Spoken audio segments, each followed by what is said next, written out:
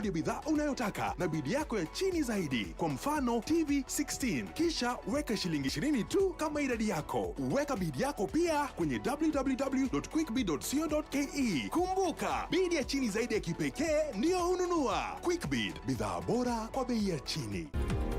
Je, unajua unaweza kulipia bima yako ukiwa nyumbani kwa kutumia mobile money na mitandao ya kijamii? Epuka kutumia pesa taslimu kuzuia kuenea maradhi ya COVID-19. Kaa nyumbani, kaa salama, okoa maisha. Sasa umejua. IRA, bima bora kwa taifa.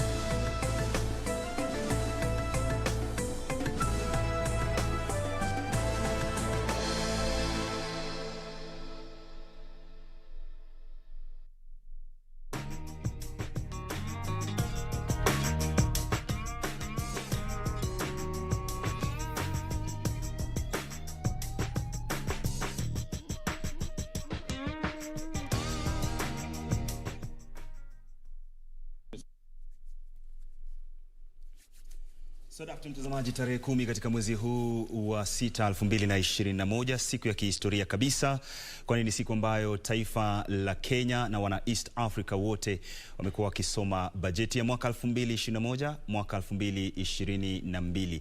Leo hii mengi sana yametokea. Tumeweza kuona bajeti ikiwasilishwa bungeni na waziri wa fedha Bwana Ukuri Yatani amezungumza mengi sana kuhusiana na jinsi ambavyo pesa zitatumika na jinsi ambavyo anaweza kutafuta pesa za kuweza kukidhi bajeti hii ya mwaka 2021 mwaka 2022. Mengi sana tutakuwa tunazungumza pia na mmoja kati ya wachanganuzi na mtaalam wa sera za umma baadaye katika darubini ya Channel 1, si mwingine ila ni Bwana Elias Wahisi yuko studioni kuweza kupukusa kabisa bajeti hii, tuweze kujua ni kipi ambacho kwa hakika kimeridhisha wa Kenya, kimemridhisha yeye binafsi, hususan wakati huu ambapo tuna janga la COVID-19. Bajeti ya COVID-19 pia ilitolewa takriban bilioni 14. Swali ni je, inatosha pesa hizo kuweza kugharamia takriban watu milioni 50? Ikiwa kwa sasa ni takriban watu milioni 1 pekee ambao wamepata chanjo ya COVID-19. Shukrani sana kwa kujumuika nami katika darubini ya Channel 1 usiku huu. Tembelea Twitter, Facebook na mitandao yote ya kijamii @KBC Channel 1. Unaweza kutembelea pia www.kbc.co.ke. Mimi binafsi nifate kwenye @Lemoka. Karibu sana. Naam, tuanze na taarifa yetu kuu. Kulingana na waziri wa fedha Ukuri Yatani, serikali inapania kutumia shilingi trilioni 3.03 wakati wa kipindi cha matumizi ya fedha cha mwaka 2021 mwaka 2022. Lengo kuu likijikita kwa matumaini ya ukuaji wa uchumi kwa kiwango cha 6% chini ya mpango wa ufufuzi wa uchumi na kanuni tekelezi za kudhibiti msambao wa COVID-19. Wakenya wanatarajiwa kulipa ushuru wa hadi shilingi trilioni 1.78 huku serikali ikitarajiwa kuomba mikopo ya shilingi bilioni 929.7 kuziba pengo la upungufu wa bajeti hiyo.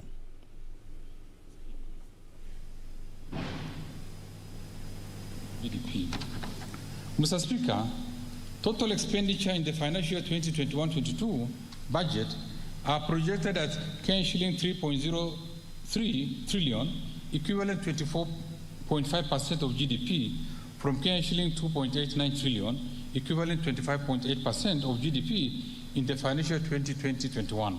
Total revenue, including appropriation in aid and grants for the financial 2021-22 budget, is projected at Kenyan shilling 2.1 trillion, equivalent to 17% of GDP.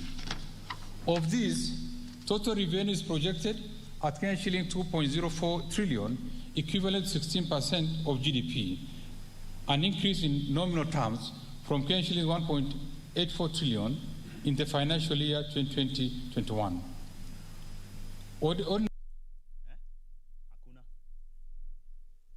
Trillion.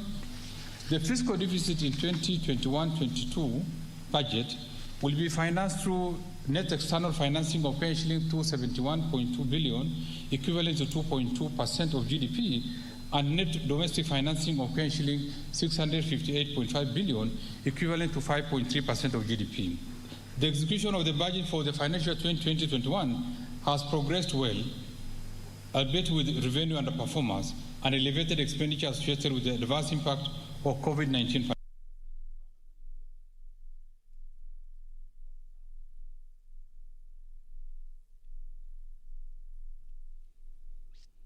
Na mtazamaji, jengo la Treasury leo lilipambwa kwa namna yake kuashiria umuhimu wa siku ya leo. Mbwembwe hizo hata hivyo zilivurugwa na ulinzi mkali. Msafara wa waziri wa fedha Ukur Yatani ulipewa ukiwa njiani kuelekea majengo ya bunge. Maelezo zaidi kuhusu jinsi mambo yalivyokuwa ni katika taarifa yake Irene Mchuma Odim.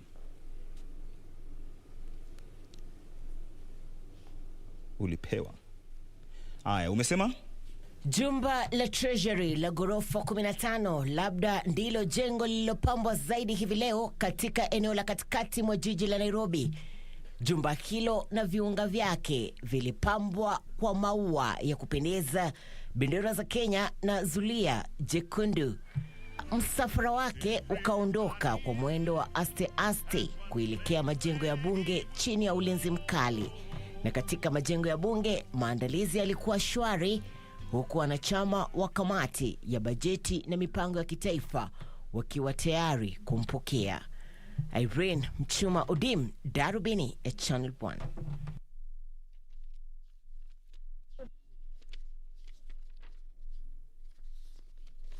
Sina budget Vox Pop.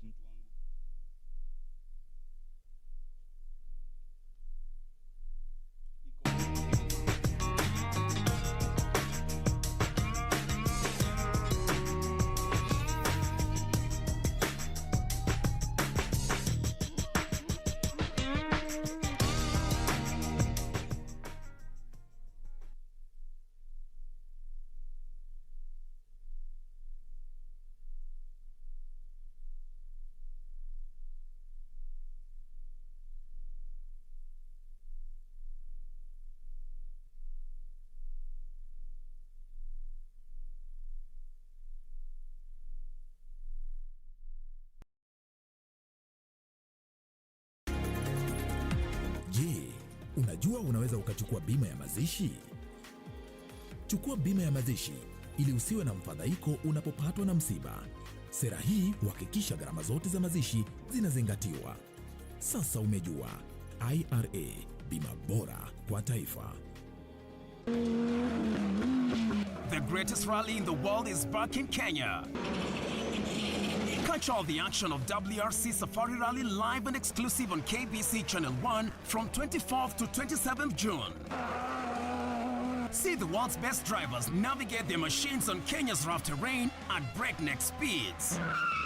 Experience the thrills, adrenaline, drama and excitement as man and machine do battle.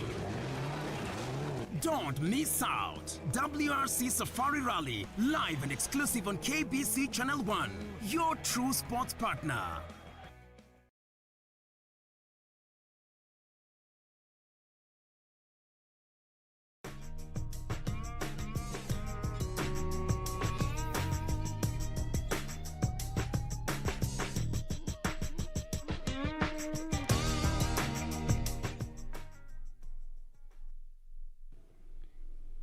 Bila shaka mtazamaji, ni siku kuu sana katika taifa la Kenya na katika kanda hii ya Afrika Mashariki. Sasa wakati serikali ya Kenya inapania kutumia takriban shilingi trilioni 3.03 kama bajeti yake ya mwaka 2021 mwaka 2022 hapo, Wakenya, serikali pia itakuwa inatoa ama inapata pesa trilioni 1.78 kutoka kwa Wakenya, alafu pia inanuia kuomba takriban shilingi bilioni 929.7. Je, maoni yako ni yapi? KBC ilikuwa barabarani na katika eneo la Nairobi kuweza kupata maoni ya Wakenya.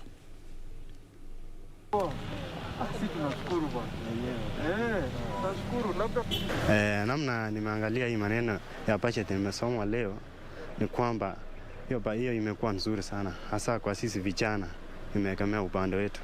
Sasa mimi kama kijana nasema hiyo pesa yenye imeongezwa juu kwa kasi kwa vijana, hiyo kasi ya mtaani. Tumefurahia na hiyo budget ya pesa ya corona. Tunaomba wanunulie wa Kenya kama wote, si kama wote, at least sisi tujifeel tuko Kenya. Juu sisi ni wa Kenya, tunapenda Kenya. Na hiyo dawa itaponya Kenya. Na tuvae mask na keep distance. Kuhusiana na hii budget ambayo imesomwa, kuna mambo nakubaliana nayo, na kuna pia venye naona hii budget hii mwaka imekuwa mingi sana, itaumiza Wakenya wengi sana, especially vijana kama sisi wenye bado tunang'ang'ana kuweka chakula kwa meza. So mtukufu rais, wewe ndio kiongozi wetu. Tuna insist hiyo kwa sababu hatuna mali nyingine ya kukimbilia kama wananchi. Kama kazi, tunashukuru kwa hii kazi mtaani kwa vile imeweza kutusaidia hii pesa. Tumekuwa na machama, tunaendelea vizuri.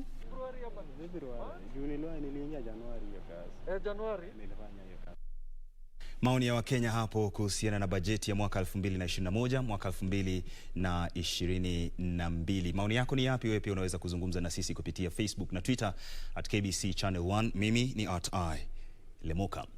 Mtazamaji, imekuwa ada tangu kubuniwa na kutekelezwa makubaliano ya jumla ya Afrika Mashariki, mataifa mengine ya jumuiya hiyo kusoma bajeti kwa wakati mmoja, huku bajeti ya Kenya ikiwa ndiyo kubwa zaidi kwa trilioni 3.63. Tanzania imesoma bajeti ya trilioni 1.7, ilhali Uganda ilisoma bajeti ya trilioni 1.37 pesa za Kenya.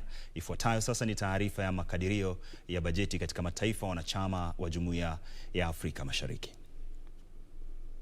Bajeti ya Tanzania ambayo ni ya pili kwa uwezo wa kiuchumi katika Jumuiya ya Afrika Mashariki baada ya Kenya ilisomwa na waziri mpya wa fedha Daktari Mwigulu Nchemba.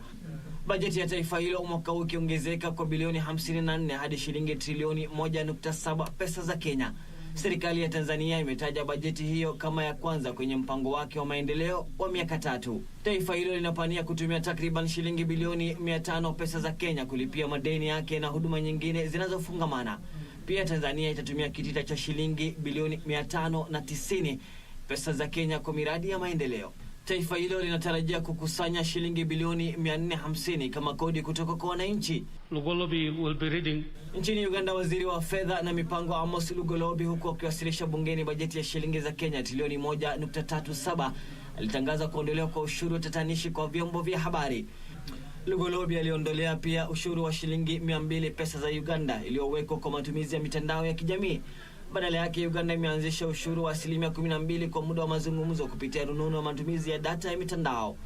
Ilipoanzisha ushuru huo kwa vyombo vya habari mnamo mwaka 2018, utakuwa kutoka nchini humo badala ya kutegemea mataifa ya kigeni, hali ambayo imekuwa ghali mno kwa taifa hilo. Uganda inatarajia kukusanya trilioni 1 pesa za Kenya kutoka kwa ushuru unaotoza wananchi wake na kupata bilioni 133 kama mkopo ya ndani mwa taifa hilo kufadhili miradi yake. Aidha, Uganda inatarajia kufadhili bajeti yake kwa kiwango cha hadi 76.7% kutoka ndani ya taifa hilo na 23.3% kutoka nje. Khalid Abdullahi, Darubini ya Channel 1. Na mtazamaji, sasa tuangazie bajeti jinsi ilivyogawiwa na upande wa sekta ya elimu. Na sasa Wizara ya Fedha imetenga shilingi bilioni 62.2 katika kufadhili elimu ya bure ya sekondari, ambayo pia ni imo kati ya zile bilioni 202.8 zilizotengewa sekta hiyo ya masomo katika kalenda ya mwaka 2021 mwaka 2022. Upande wa shule za msingi, masomo ya bure itapokea shilingi bilioni 12, huku KBC ikipokea shilingi bilioni 1.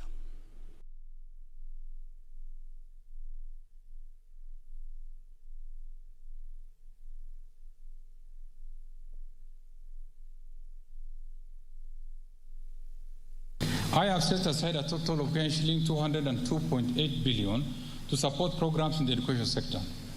Mr. Speaker, out of the proposed allocation, shilling 12 billion will cater for free primary education, shilling 2.5 billion for recruitment of teachers, shilling 62.2 billion for free day secondary education, including insurance under the NHI for secondary school students, shilling 4 billion for examination fee waiver for all class 8 and form 4 candidates, and shilling 1.8 billion for the school feeding program.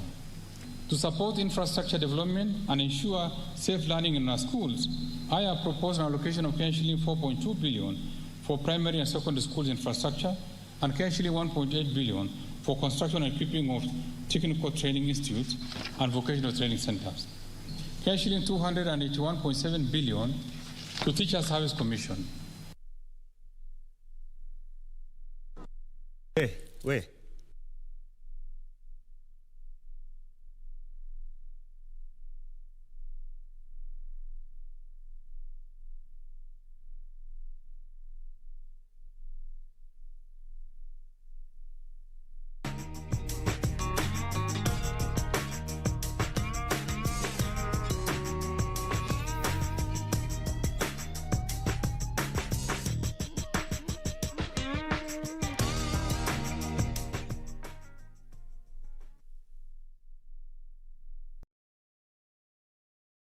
Every time I'm in front of the camera, I remember my culture. After all, story ni yetu. Kama unadai drama origi, telenovelas na sports, get your GoTV decoder na 1-month GoTV Plus for 1,299 bob. Download my GoTV app kumanage account yako on the go, ama dial *423# kusubscribe, kupay, kureconnect, kuupgrade ama kuclear errors. GoTV, love it. Next on. Mara ya mwisho ulikuwa na Nancy Likoen. I know they'll be coming for me soon. Sichukue ndege moja uende South Africa ukajifishage huko. I have built too much here in Kenya to just walk away. Kusikiliza King Tiffany walikuwa na piana na Eriko hapa nje nikasindo. Nani alikuwa amekutuma? Wayuni kuongea ukweli tu ukweli. Sasa nani alikuwa amekutuma? Wewe. Mlikuwa mnapiana nini? Na nani? Sina Tiffany. Mbona? Nataka nijue kama ndiko kasi. Sawa, you can leave. I'm sure Wayuni will feel you in. Oh. Maji mimi hata niliashaga opea na udaku. Siku hizi mimi nikiongeleshwa na mtu kitu inaisiaga hapo hapo.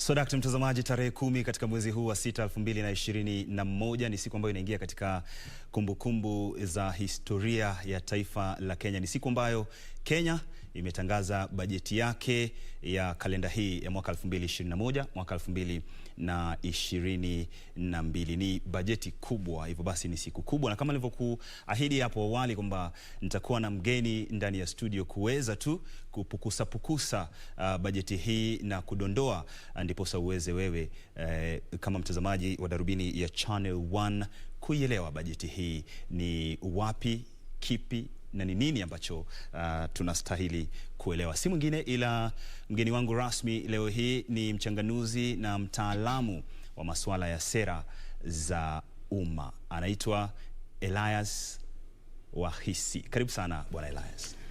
Asante sana Lemoka, asante. Vile umesema siku ya leo ni siku muhimu sana, ni siku kubwa kwa nchi ya Kenya, na nimefurahia wakati ulikuwa unasoma news kwamba Kenya ni baadhi, sio baadhi tu, ni ina uchumi mkubwa. Ukikompea Kenya na Tanzania na Uganda, na sio tu Afrika Mashariki peke yake. I think ukiangalia Afrika nzima, Kenya ni nchi kubwa kiuchumi.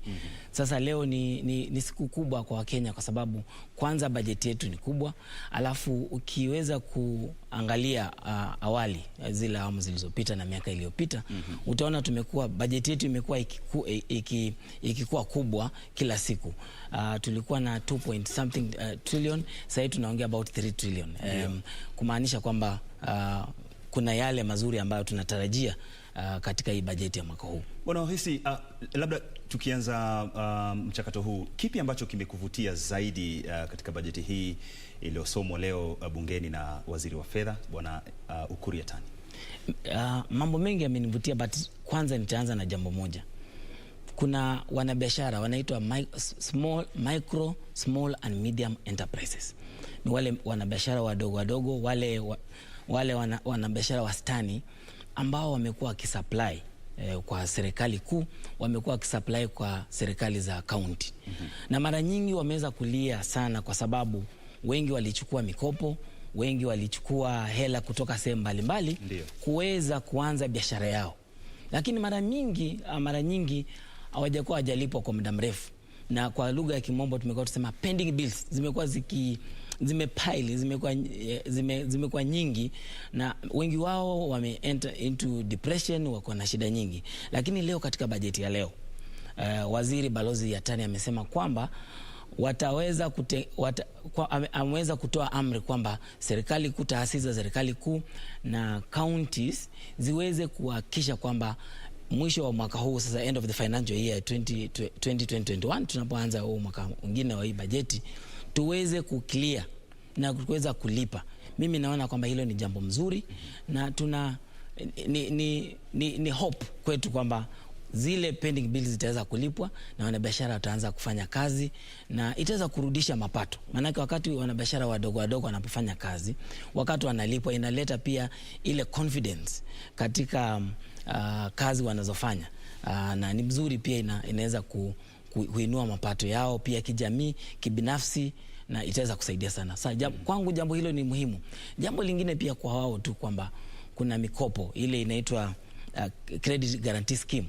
Mimi naona pia ni jambo mzuri kwa sababu wataweza pia kuweza kuaccess mikopo kiurahisi, na tumekuwa tukiongea, ukiangalia katika mambo ya kiuchumi inaitwa private sector credit, ile mikopo ambayo inaenda kwa wanabiashara. Ukiweza kuongeza hiyo, basi uchumi utaweza kuwa mkubwa. So kwangu kwanza hilo ni jambo ambalo tumekuwa tukitilia manane aswa katika sisi taasisi ya wahasibu.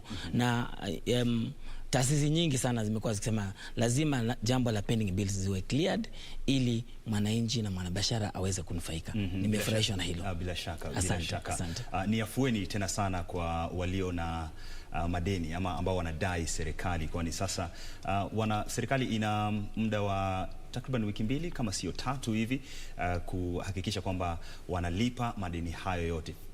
Ni takriban bilioni 400. Ni jambo ambalo kwa hakika sijui kama haya yakifanyika tunaweza kushuhudia mabadiliko sana, hususan katika magatuzi yetu na pesa hizo. Lakini Wakenya pamoja na wataalamu wa kiuchumi wanajiuliza, je, bajeti hii ni bajeti ambayo inachochea ufufuzi wa uchumi ama inachechemua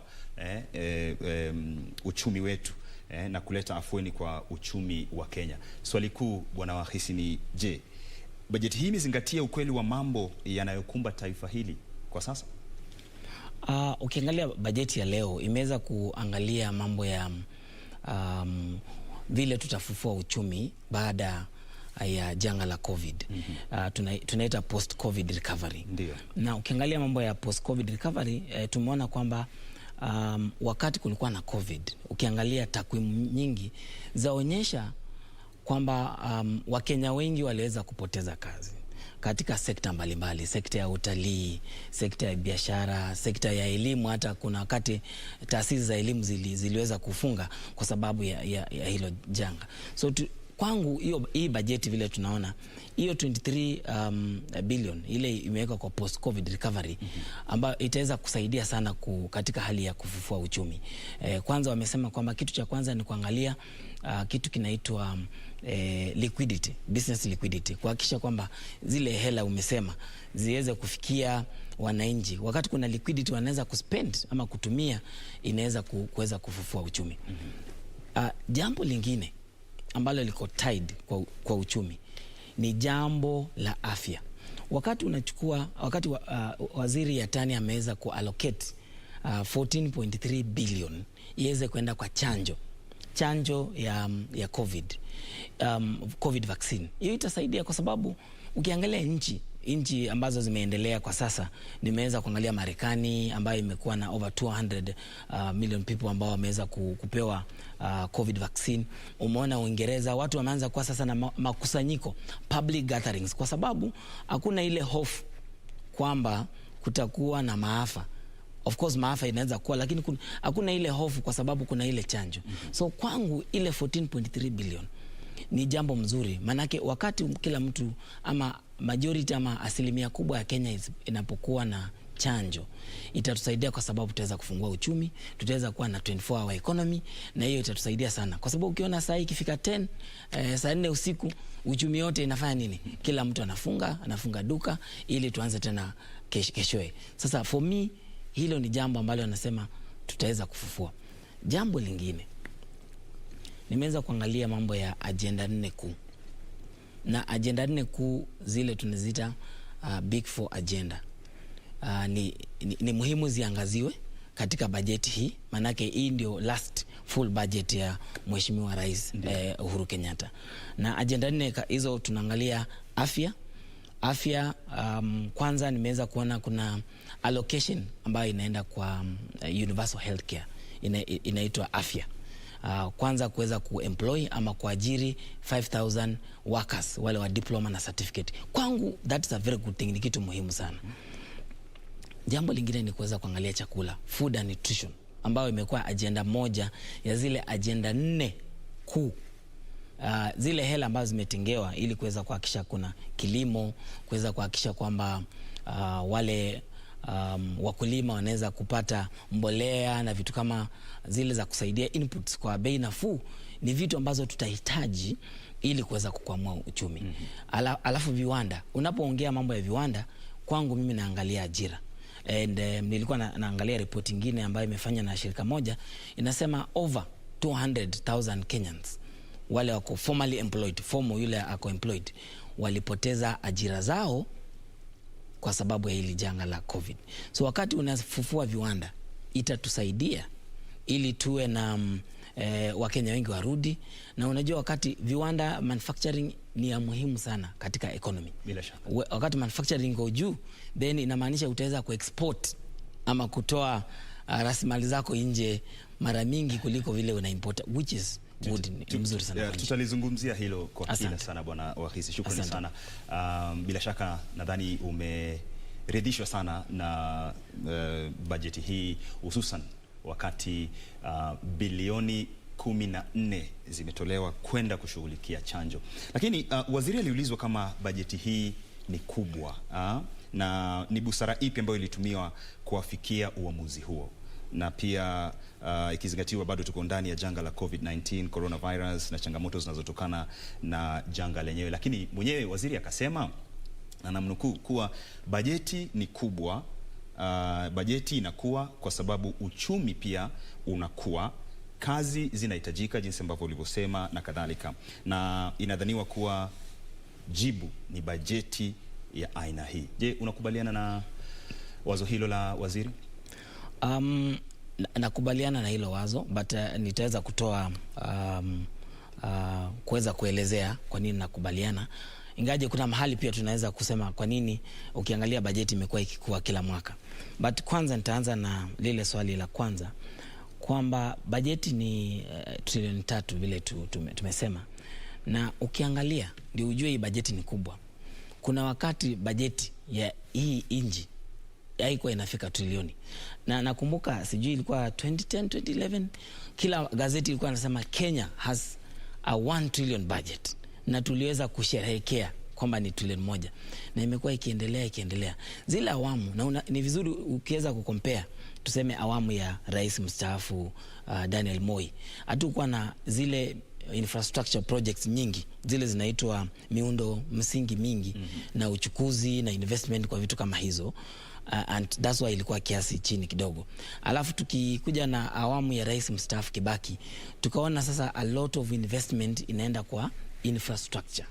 Na hiyo ndio ukaona bajeti ikaanza kupanda ikakuja trilioni 1.3 hivyo ikipanda. Ukiangalia awamu ya rais Uhuru Kenyatta, tumekuwa na a lot of investment kwa infrastructure, including mambo ya ukiona Lapset, hiyo Lam project ambayo iko pale. Ukiweza kuangalia Dongo Kundu, tukiweza kuangalia SGR, hizo project zote zahitaji hela ili kuweza kuzirahisisha. Pia katika hii awamu tumeweza kuona pale mwanzo hatukuwa na ugatuzi na serikali ambayo ni za magatuzi ama counties, lakini katika hii awamu kuna county governments zimekuja. So kuna vitu mingi sana, na vile tumesema ni kwamba uchumi wa Kenya umekuwa, bajeti imekuwa kubwa. But pia tunapoangalia bajeti kubwa, ni vyema tujiulize, tusifurahie bajeti kubwa sana. Tusifurahie tu tusema bajeti yetu ni 3.6. Maanake miaka mitano kutoka sahi, labda bajeti yetu itakuwa 6 trillion. Tusifurahie. Swali yafaa tujiulize ni kwamba wanafurahia kweli, wengi wanateta sana. Swali yafaa tujiulize ni kwamba tutatoa wapi hela za kufinance hii bajeti? Sasa hilo ndio tunasema kizungumkuti katika haya mambo yote ya bajeti. Kizungumkuti kipo hapo. Tutakuwa tunaendelea na mahojiano hayo kujua jinsi gani kuna mpango wa kukopa takriban shilingi bilioni 600 kutoka nje, na pia hapa ndani tutakuwa tunapata wazo lako kuhusiana na hayo katika mazungumzo yetu. Lakini wewe mtazamaji, je, unaamini kwamba bajeti ya mwaka 2021 mwaka 2022 inaelezea picha kamili ya ukweli wa mambo yalivyo, hususan wakati huu wa janga la COVID-19 katika taifa hili la Kenya? Sema nasi kwenye Facebook na Twitter at KBC Channel 1. Mimi ni at Lemoka, na vile tembelea www.kbc.co.ke. Sasa serikali imetenga shilingi bilioni 14 kama nilivyokujuza hapo awali, .3 mnamo kipindi cha matumizi cha mwaka 2021-22 kugharamia mipango ya chanjo ya kupambana na COVID-19. Katika bajeti ya shilingi trilioni 3.66 ambayo iliwasilishwa na waziri wa fedha Ukur Yatani, serikali imetenga shilingi bilioni 8.7 kwa mradi wa dharura wa kupambana na ugonjwa wa COVID-19 na pia kuondoa ushuru wa ziada wa thamani kwa bidhaa mbalimbali za madawa na pia vifaa vya kimatibabu ili kuboresha vita dhidi ya janga la COVID-19 na pia magonjwa mengine sugu. Ben Chumba anaeleza zaidi. Baada ya Wakenya zaidi ya milioni 1 kupokea dozi ya kwanza ya chanjo ya kupambana na COVID-19 kufikia mwisho wa mwezi Mei mwaka huu,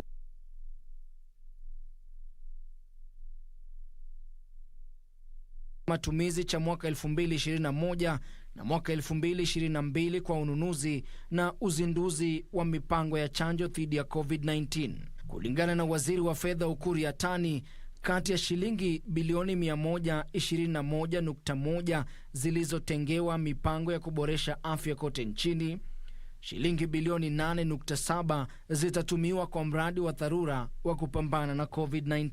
The outbreak and rapid spread of the COVID-19 pandemic necessitated an urgent need to upscale implementation of universal health coverage to all our counties. Towards this end, Mr. Speaker,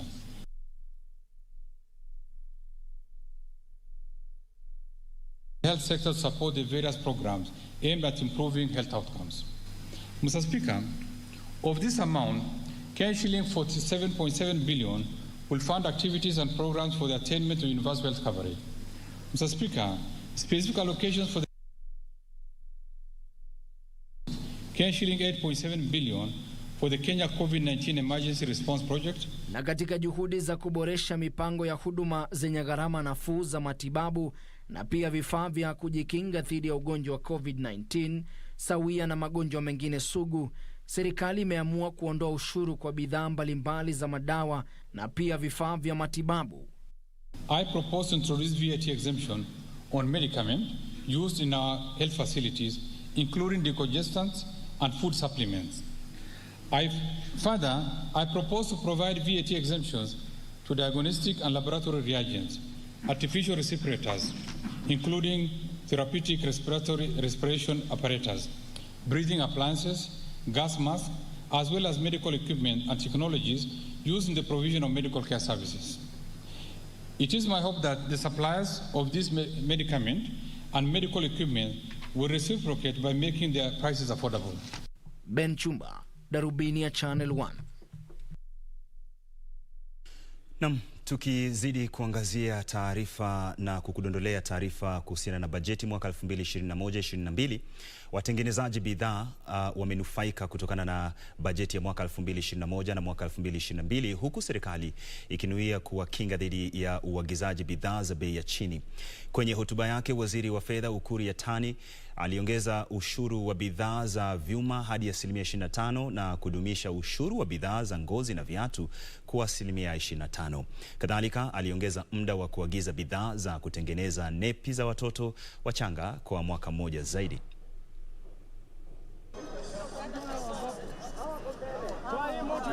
Over the years, we have developed sufficient capacity for local manufacturing in the metal and allied subsector. This has generated job opportunities for our youth. However, the local manufacturers in this subsector continue to face stiff competition from cheaper imports. In this regard, and in order to continue protecting this subsector, the East African partner states agreed that imported iron and steel products shall continue attracting a duty rate of 25% with the corresponding specific rates for a further 1 year. Mr. Speaker, our farmers have been working hard to produce enough food to satisfy demand in the region. In particular, the sector has been meeting local demands for vegetable products, including potatoes, peas, and tomatoes, among others.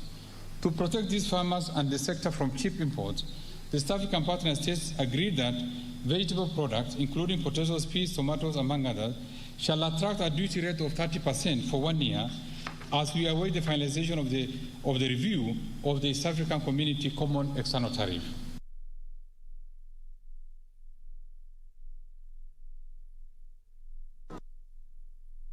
Mtazamaji, sasa tuangazie wale ambao kiasi tunaweza kusema walipoteza katika bajeti hii ya mwaka 2021-22. Wale wanaotekeleza biashara kwa njia ya mtandao wataanza kutozwa ushuru kufuatia mipango ya Wizara ya Fedha kuongeza idadi ya walipaji ushuru. Waziri wa Fedha Ukur Yatani ananuia kurekebisha sheria ya fedha ya mwaka 2020 ili wale wote wanaotekeleza biashara kwa njia ya mtandao na shughuli zote za kujipatia mapato kwa njia ya mtandao zitozwe ushuru kwa huduma za dijitali.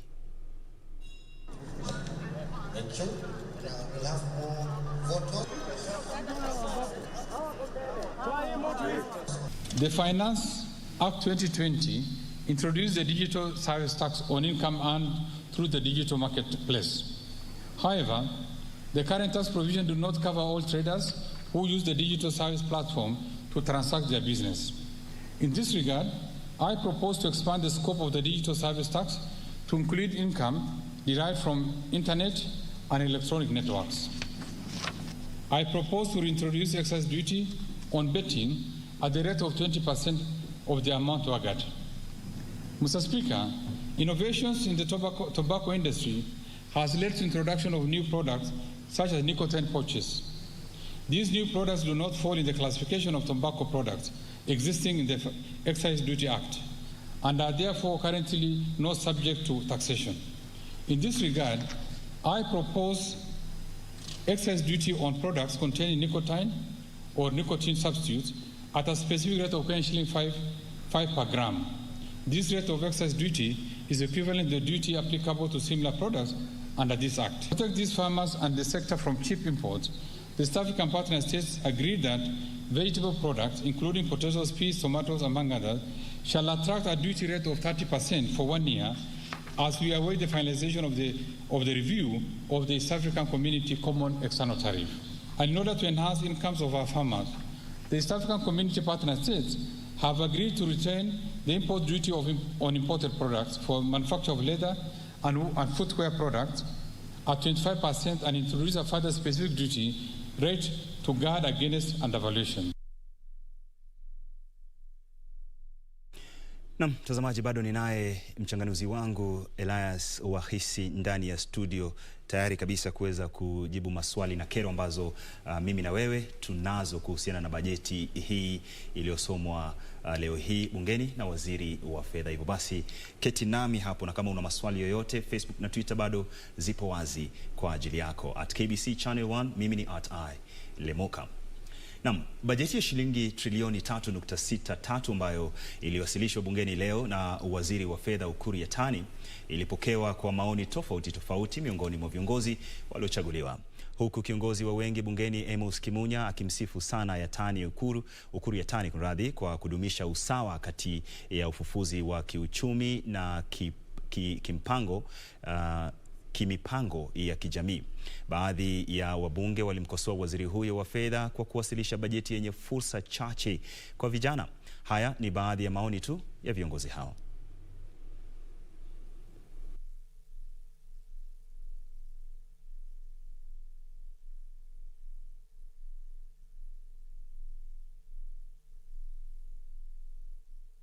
There are some things that need to be finished and finalized before he can hand over, power, and especially the Agenda 4 items, and which have received some funding.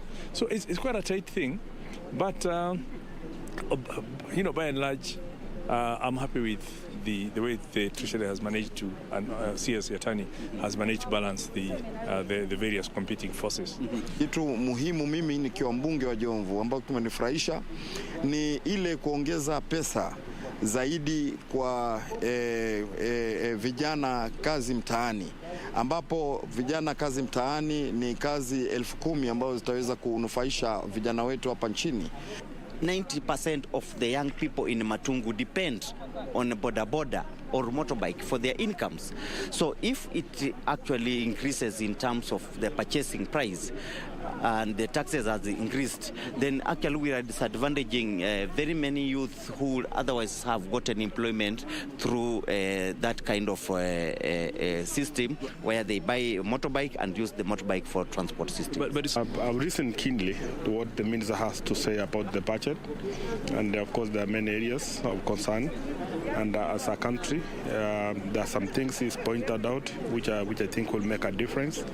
The things we are not comfortable with, and most of those that we are not comfortable with, we'll be able to address them through the finance bill, which is coming in next week in Parliament, because that's where we get to know how he's planning to raise the kind of money he's planning to raise. Na je, michezo ilifaidi kivipi na bajeti ya mwaka 2021-2022? Wizara ya michezo imetengewa kitita cha shilingi bilioni 15 na waziri wa fedha Ukur Yatani kwenye makadirio ya pesa za serikali ya mwaka 2021-2022. Pesa hizo ni nyongeza ya bilioni 1, kwani bilioni 14 zilikuwa zimetengewa wizara hiyo mwaka 2020 na mwaka 2021.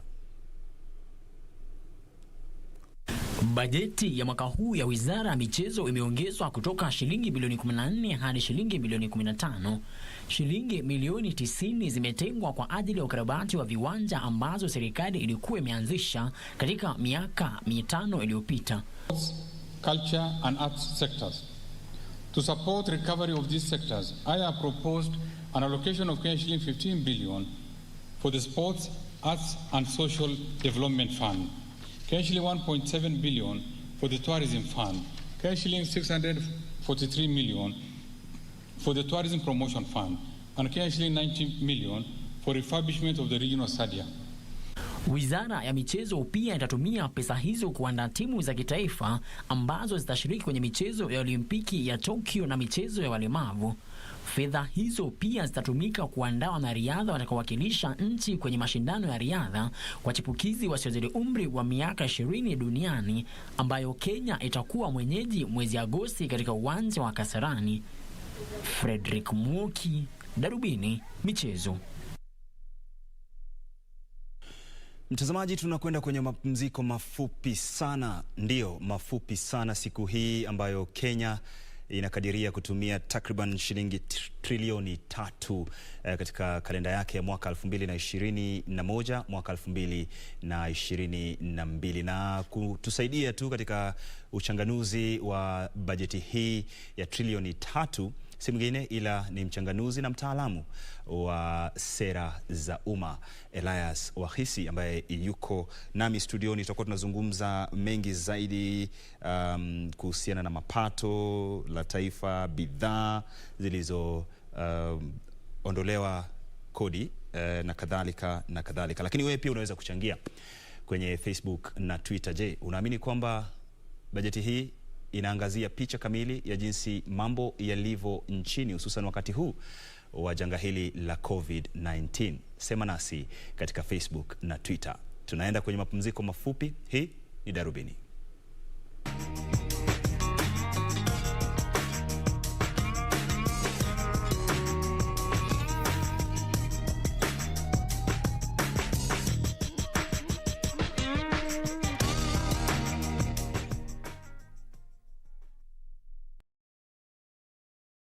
Kupata sikiza tune hii, sala ya imani na matumaini, dial *811 *815 #. Sala ya imani. Mungu wangu, na sadiki maneno yote linalosadiki na linalofundisha kanisa Katoliki la Roma, kwani ndiwe uliofundisha hayo, wala haudanganyiki wala haudanganyi. Amina. Sala ya matumaini. Ili kupata sikiza tune hiyo ya sala ya imani na matumaini, dial *811 *815 *811 *815 #.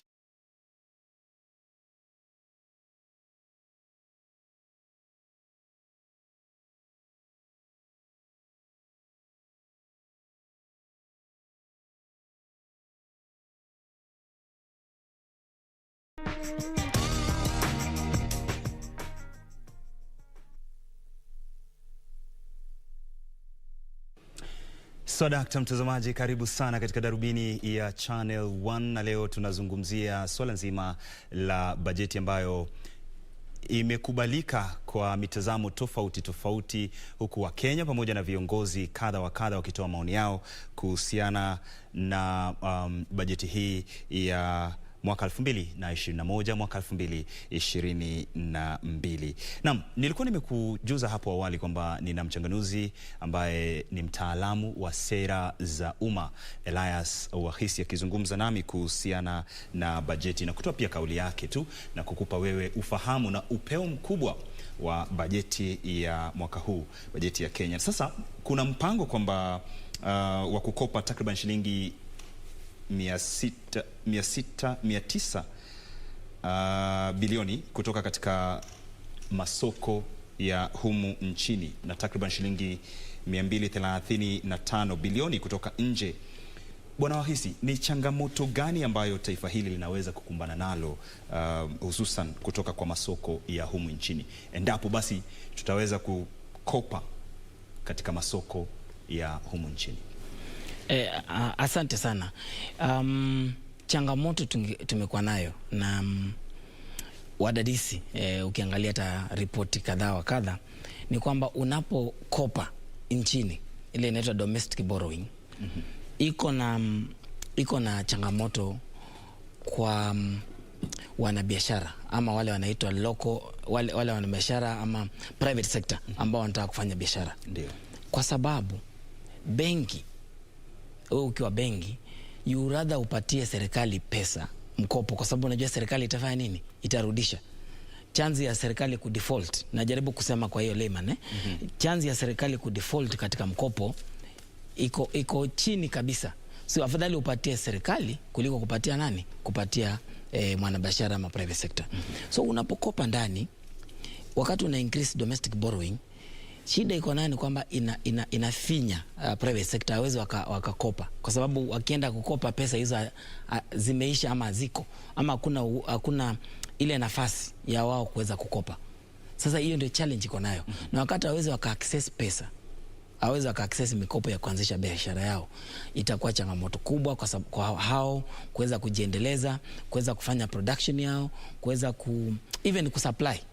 So wanahitaji huo mkopo, and that's why watu katika uchanganuzi tuna insist kwamba lazima kuwe na balance kati ya external borrowing soko la nje na domestic borrowing, ili tusihepe external, tuingie domestic, tuingie ndani na tuweze kufinya wale wanabiashara ma private sector ambao wangenufaika.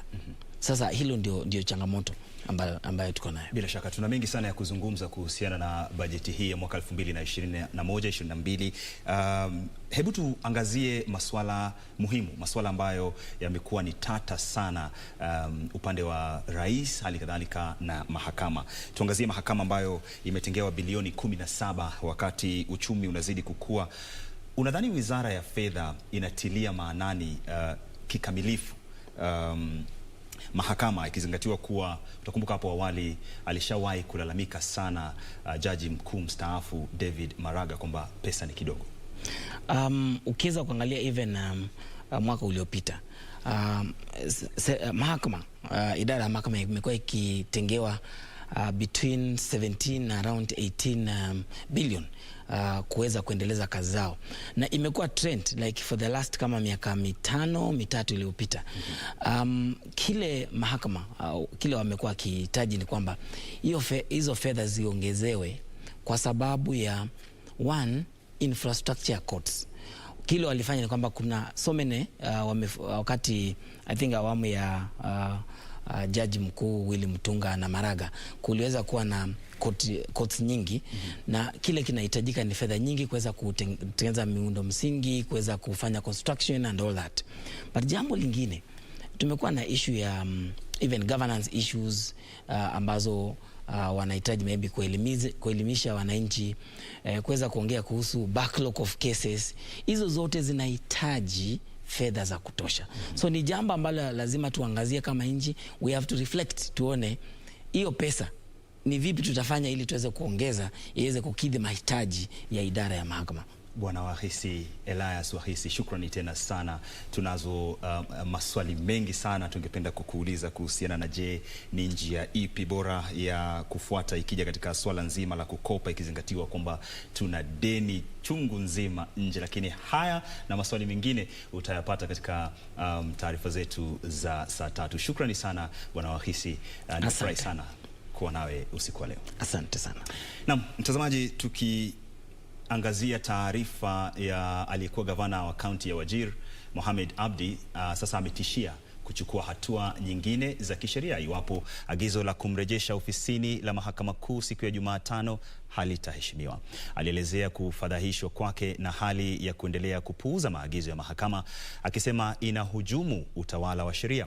Kwingineko, chama cha Mapatano Kenya kimetoa wito kwa rais kutangaza wazi sababu zake za kukosa kuidhinisha uteuzi wa majaji 6 ili kumaliza tashwishi miongoni mwa Wakenya. Maafisa wa kupambana na fujo walipelekwa kwenye lango la jumba la Delta House ambako kuna ofisi za baraza la magavana kumzuia aliyekuwa gavana wa Wajir Mohamed Abdi kuingia kwenye jumba hilo. Akihutubia wanahabari kwingineko, gavana huyo wa zamani alielezea kujitolea kwake kuunganisha wakazi wa Wajir baada ya mahakama kuu ya Meru kuidhinisha ombi la kupinga kuondolewa kwake ofisini na kumrejesha katika wadhifa huo hadi kusikilizwa na kuamuliwa kwa kesi. The 3-judge bench which sat in Meru High Court yesterday, and it said that I shall continue to be in office to execute the powers and functions of the governor of Wajir County as prescribed by the law until the petition is heard and determined. Alielezea kufadhaishwa kwake na kile alichokitaja kuwa hali ya kuendelea kupuuza maagizo ya mahakama na mrithi wake, akisema atachukua hatua nyingine za kisheria iwapo mzozo huo utaendelea. If this court order, now this is the fourth or third time, is not obeyed, then definitely we will again go to court and have those people arrested, because the Constitution and our laws are very clear. Nobody can, just disobey a court order. Wakati huo kiongozi wa chama cha mapatano Kenya Damaris Too ametetea uamuzi wa rais kukosa kuidhinisha uteuzi wa majaji 6, lakini akamtaka rais kutangaza wazi sababu zake ili kumaliza tashwishi iliyopo.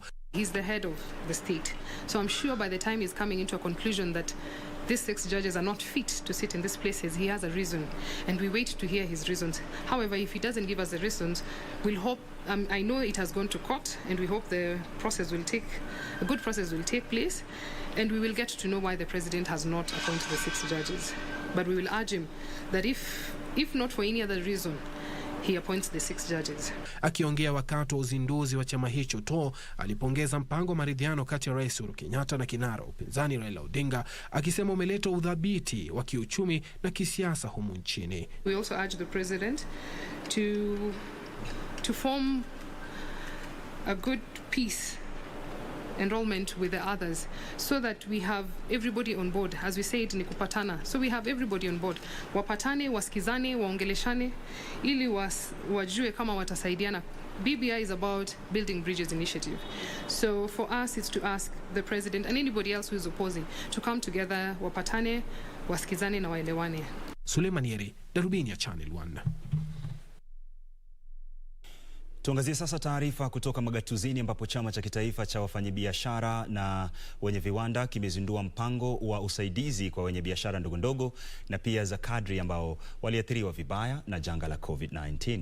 Rais wa kitaifa wa chama hicho Richard Ngatia anasema mpango huo kwa kushirikiana na wakfu wa Mastercard unadhamiria kutoa mikopo ya hadi shilingi 30,000 kwa wenye biashara ndogo ndogo. Habari hizo na nyingine ni katika mseto wetu wa kaunti. Rais wa chama cha kitaifa cha wenye biashara na viwanda Richard Ngatia alikuwa huko Malindi wakati wa ufunguzi wa ofisi za chama chake katika kaunti hiyo. Alisema kwa kushirikiana na wakfu wa Mastercard, chama chake kimepata fedha za kuwakopesha wenye biashara ndogo ndogo. Tumezungumza na serikali kuu, tumezungumza na Council of Governors vile tutaweza kusaidia watu ya biashara, na hawa ni hao tunaita MSMEs, na ndio tuweze kuona vile wanaweza pata loni, vile wanaweza pata hela, vile wanaweza pia hata kusaidiwa na wasomeshwe vile wanaweza kuendelea na biashara zao. Kutoka Nakuru, serikali ya kaunti inashirikiana na serikali ya kitaifa na pia washirika wengine wa maendeleo ili kuwapatia wakazi wa eneo la Salga uwezo wa kiuchumi ili kukabili changamoto za kijamii miongoni mwa madereva wa malori ya shehena katika barabara kuu ya Kisumu kuelekea Eldoret. I believe we shall offer a viable alternative. And that is why it is important to know that the other components of this particular program is economic empowerment. Na kutoka kaunti ya Meru, viongozi kadhaa waliochaguliwa na pia wengine kutoka eneo bunge la Imenti Kusini wanataka uamuzi wa serikali ya kitaifa wa kubuni kaunti ndogo mpya katika eneo hilo utekelezwe kuambatana na idadi ya watu na shughuli za kiuchumi. Viongozi wamekubaliana Imenti South itagawa mara 2 ikikuwa 3-3, that is Imenti East and Imenti West. Hiyo ni kumaanisha Nkwene, Abogeta West na Igoji West itakuwa sub-county moja inaitwa Imenti West. Kutoka kaunti ya Siaya, serikali ya kaunti hiyo inashirikiana na serikali ya kitaifa na pia wadau wengine kubuni mipango ya ufadhili kwa wakulima wa eneo hilo. This project focus is on increasing agricultural productivity, enhancing resilience to impact of climate change and reduction in greenhouse gases emissions. Na mrakibu wa eneo la Pwani John Elungata amewaagiza machifu na manaibu wake kutekeleza majukumu yao bila kuzibagua jamii zinazoishi kwenye kaunti ya Tana River. Chief, kama wewe unajua katika eneo lako una Waorma, una Wardei, una Wailwana, una Wata, una Pokomo, mbona usiwatumikie wote kwa usawa? Hatimaye, katika kaunti ya Kiambu, hali ya simanzi iligubika eneo la Limuru baada ya mwili wa bawabu mmoja mwenye umri wa makamu kupatikana mahala pake pa kazi. Majirani wanashuku kwamba alifariki baada ya kuvuta hewa ya carbon monoxide kutoka kwenye jiko alilokuwa akitumia. Venye tu alilala ile masali jiwekelea kidogo, hiyo ndio masali yaga. So haijabainika ni baridi, ni jiko, lakini hakuwa na saini ya ugonjwa ati kuna ugonjwa imemuua. Ruth Pamboy, Darubini ya Channel 1. Na mtazamaji, mpaka hapo mimi nafika mwisho sana wa Darubini ya Channel 1 usiku wa tarehe 10 katika mwezi wa 6 2021, siku ambayo bajeti imesomwa na waziri wa fedha Bwana Yatani Ukuri. Asante sana kwa muda wako. Shukrani sana kwa wote walioweza kufanikisha Darubini ya Channel 1 usiku wa leo. Asante sana pia kwa mgeni wangu kutoka Eastpark ambaye pia ni mtaalamu wa masuala ya sera za umma Bwana Elias Makori kuweza kutupatia uchambuzi kuhusiana na bajeti. Usikose kujumuika na wenzangu mwendo wa saa 3 kwa lugha ya Kiingereza ukikupakulia taarifa hizi na nyingine lukuki kuhusiana na siku hii ya leo na bajeti ya Kenya. Lakini wewe pia zidi kutufuata kwenye mitandao ya kijamii Facebook na Twitter. Tembelea www.kbc.co.ke na @KBC Channel 1. Huyu hapo unamuona si mwingine ila ni Lucy Mwaura. Mimi ni Lemoka na nimetoka.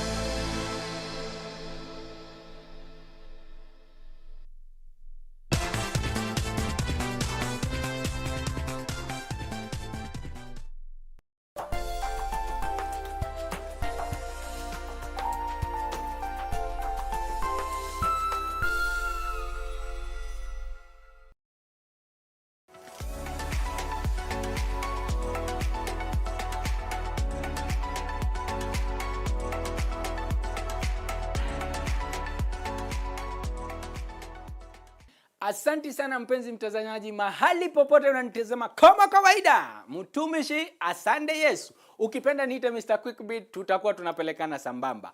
Hapa kwenye Quickbit kumbuka tuko na bidhaa chungu mzimba. Kuanzia kwa simu aina ya Samsung A21s, Oppo A93, TV ya Hisense, tuko na gari, tuko na yani nduthi vai. Tunapeana, tunauza, ni wewe tu kuchukua simu yako, ekelea lowest unique bid, uponyoke na hizi bidhaa. Na sisi hapa hatuna budi kukutwangia simu, hatuchelewi my friend.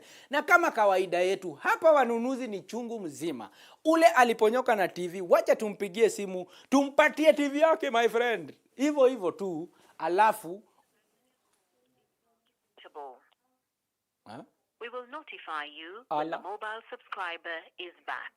If you wish to leave a voice message, then wacha tumjaribu mara tena, asikue alisema ilikuwa network atukupika.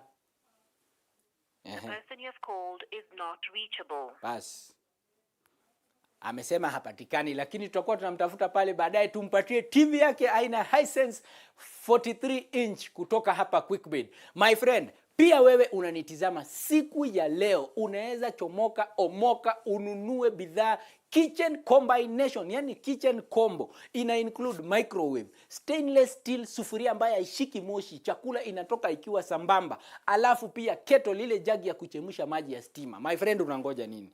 Chukua simu yako, enda kwenye lipa na M-Pesa, paybill number 4032353 4032353. Kisha kwenye account number, kodi ya hizo bidhaa nimekutajia kitchen combination ni KC. My friend, KC fuatanisha na lowest unique bid. For example, KC 103, KC 1, KC 2, KC 94. Alafu enda kwenye amount, weka shilingi 20. Finya pin namba yako, alafu kisha hapa tutakujulisha na SMS kama wewe ni mnunuzi bora au la. Wenye mtandao quickbit.co.ke, bidhaa zetu za leo ambayo ni kitchen combination my friend, tunakupatia zikiwa pamoja kettle, microwave, alafu na inaita sufuria stainless. Hizi hauwezi, ukienda kwa duka utapata we na kitu 40,000 and above, lakini hapa tunakupatia na bei ambayo wewe unanitizama kutoka